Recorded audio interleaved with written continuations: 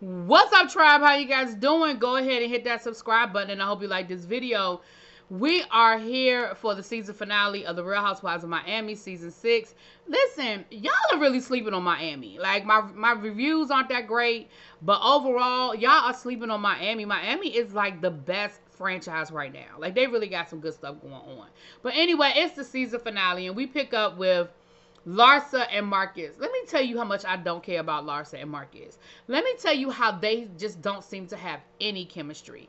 Let me tell you how Larsa is a 50-year-old woman acting like a 30-year-old woman, using slang and she's just so simple and so silly and so immature. And this whole conversation about whether Marcus's her daddy likes her or not, and she was like, well, I mean, I don't know, like, I think we should, speak, or and but listen, Marcus said it all. Marcus said, I'm not so much concerned about if my dad likes her or not. I'm really more concerned about if my mom likes her. And my mom loves her. So we're good. Which basically means my daddy really ain't effing with you, but it don't matter because my mama like you. The other thing is, we find out at the end of this episode that it has been 2 years that they've been dating, and she still has not met Michael. I really think I think that's all you need to know. Gertie meets up with Nicole, and Gertie's upset because Larsa mentioned on her podcast that somebody bit her when they were down in Miami. She said that she just feel like Larsa. Now, they show footage of Gertie biting Larsa. I still don't understand why you bit her. But she feels like Larsa has been just taking swipes at her all season. Now, Gertie, on the first one, I was with you. She betrayed your trust, and she told everybody that, you were sick before you were ready to tell everybody. On the second one, I was with you. She told, she made the comment about the fake tears when you were really going through a very serious situation that could potentially have been life-threatening. This third one, I'm not really sure why you that mad. I mean, you did bite her.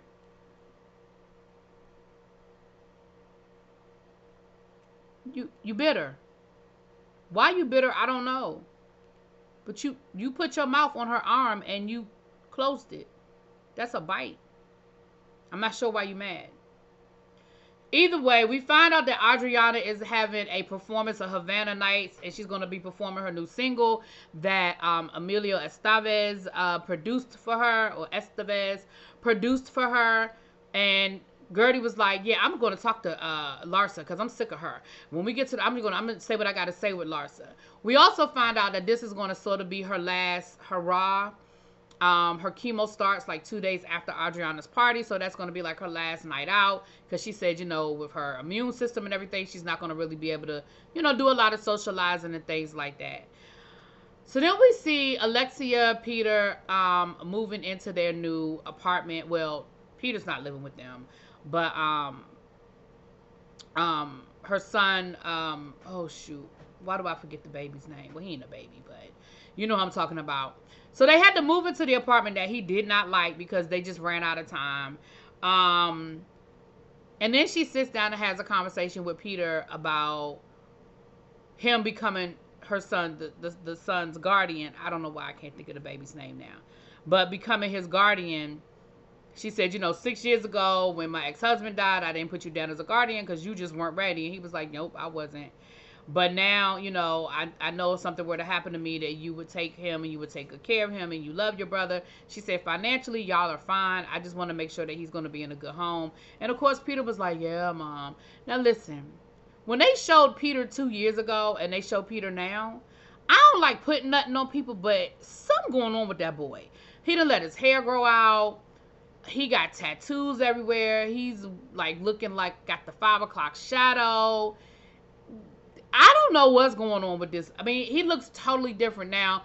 At least, but the one thing I will say is we haven't been getting the outbursts. We haven't been getting the nasty attitude and stuff. So, I don't know. Maybe they got him on some meds. I don't know. But his whole affect seems to have changed. But glad he's going to take care of his brother, which I never really doubted. I don't know if he was going to be good at it, but I never doubted that he would attempt to do it. We see Lisa with her mom and her aunt. I didn't know Lisa was Jamaican. Her mom grew up in Jamaica, and then they moved to Canada And she said that, her mom and her aunt used to come down and visit all the time. But then they stopped coming because Lenny made them feel so uncomfortable because Lenny was just so rude to them. But they said, you deserve better. We miss you. We love you. Blah, blah, blah, blah, blah. And Lisa says, she wants to go. They're down in Miami because they're going to watch the kids while her and Jody take a vacation.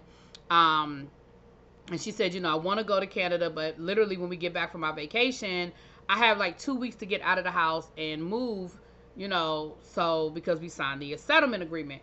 Now, do y'all know, come to find out, Lenny is fighting the settlement agreement?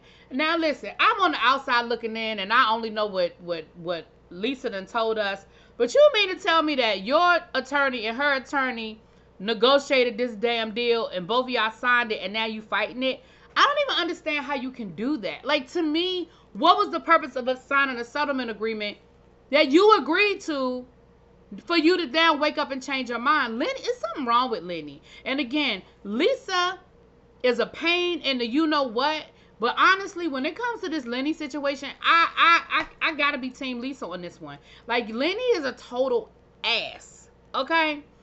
And at this point, I'm like, Lisa, take him for whatever you can get at this point. Because he is just making life so ridiculous. Anyway. Julia and Adriana, child. Julia is down at this daggone farm. Julia gonna make that farm a thing if it kills her, okay? Adriana comes out to visit. They talk about her performance. She lets her taste the guava jam that her and Alexia are making. They did get a local farmer to buy it to sell at his stand or place or whatever. She want to charge $30 for it. Now, let me say this. I do understand that organic, farm to table food is more expensive than processed food that's going to last longer. But $30, girl, for some jam?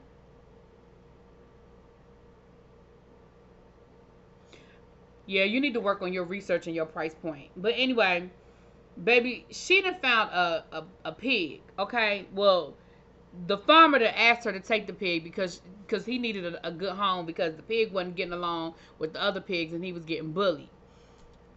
Here's how you know that Martina and Audrey and Julia, like, I was nervous that first season with Julia and the Adriana and all the flirting and stuff.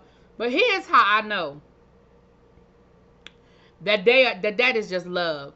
Because she was nervous to call Martina because she told Martina she was working on making the farm profitable. She said, and here I am picking up more animals that we got to feed. She said, so I'm going to call her and I'm going to see how she, let her know that I had to get a pig and let her know. So she calls Martina on FaceTime and she shows Martina the pig. Martina goes, oh, he's so cute. And so Julia was like, yeah, he's a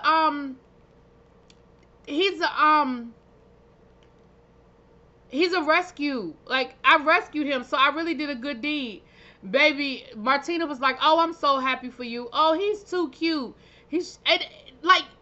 She knows who Julia is. You know what I mean? And she might fuss, and she might say, look, we got to figure this out. You got to do something. But at the end of the day, she loves her just the way she is, and she accepts her. And I love it because that was hilarious to me. Martina saw that damn pig and was like, oh, he's so cute. Okay, girl.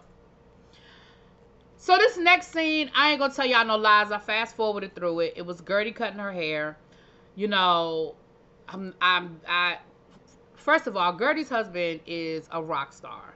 Okay, she cut her braids and then he shaved her head for her, and it was very emotional. And she was crying and he was upset. But listen, she said when it comes to, it was very similar to what Kimmy did on. Not Married to Medicine, Love and Marriage, Huntsville. This whole process has been out of my control, right? But the one thing I can control is my hair. Like, I know that cancer is going to take my hair.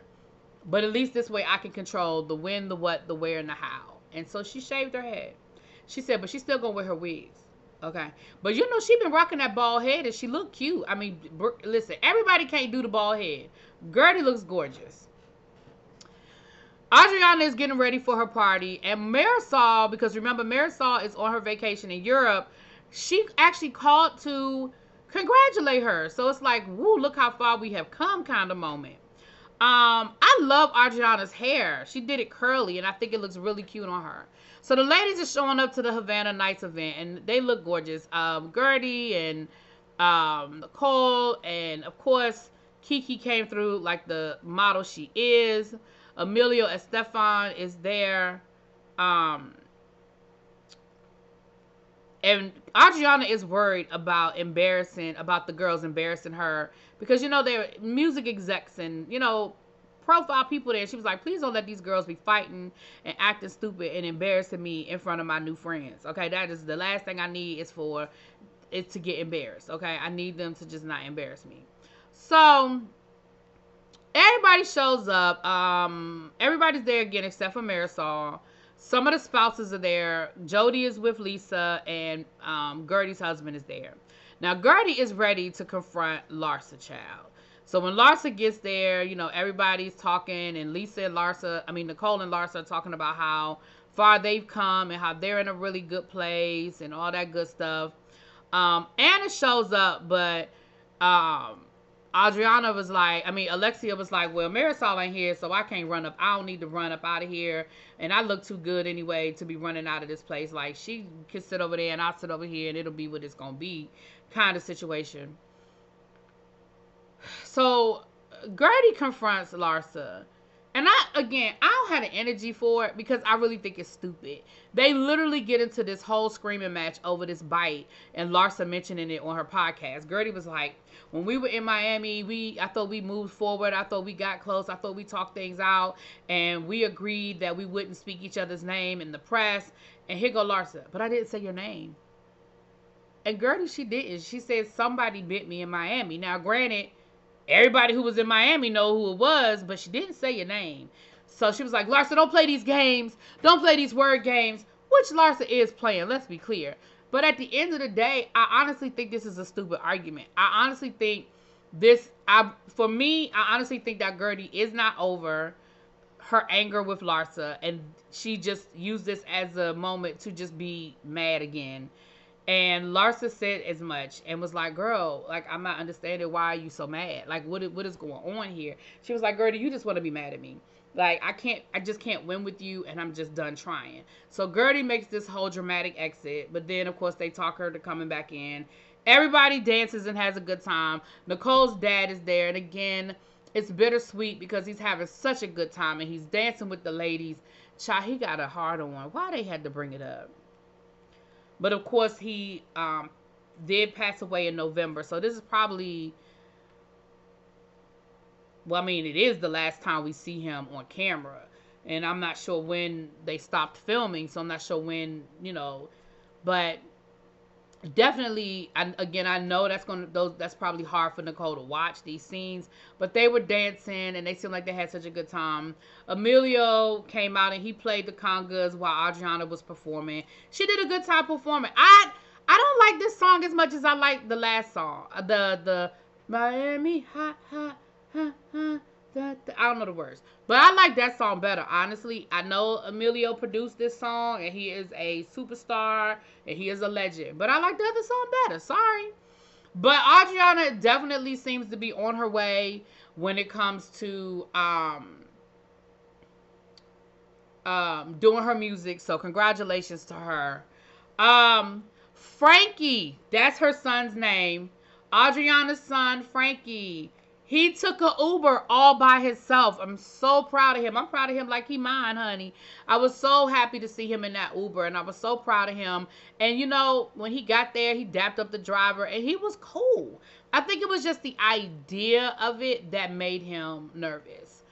We see Nicole is pregnant, which, of course, we know. She is pregnant. Gertie we see her go to her first chemo treatment, and then we see her ringing the bell. So congratulations to Gertie for being cancer-free. Child, Marcus, we see a scene where Marcus gives Larsa a promise ring.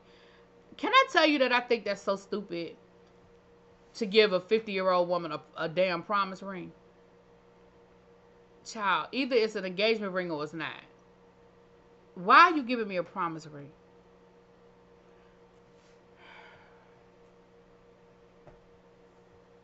Anyway, so that was pretty much the last episode. Again, we got the reunion coming up next week. I'm sure it's gonna be a 3-parter. I don't see where we're gonna get 3 parts out of Miami, but I'm sure they're gonna find a way.